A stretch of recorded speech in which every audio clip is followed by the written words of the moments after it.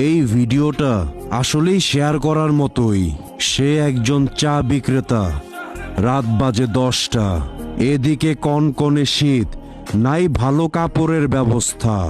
আর এই যে পাশে শুয়ে আছে ফুটফুটে এক বাচ্চা।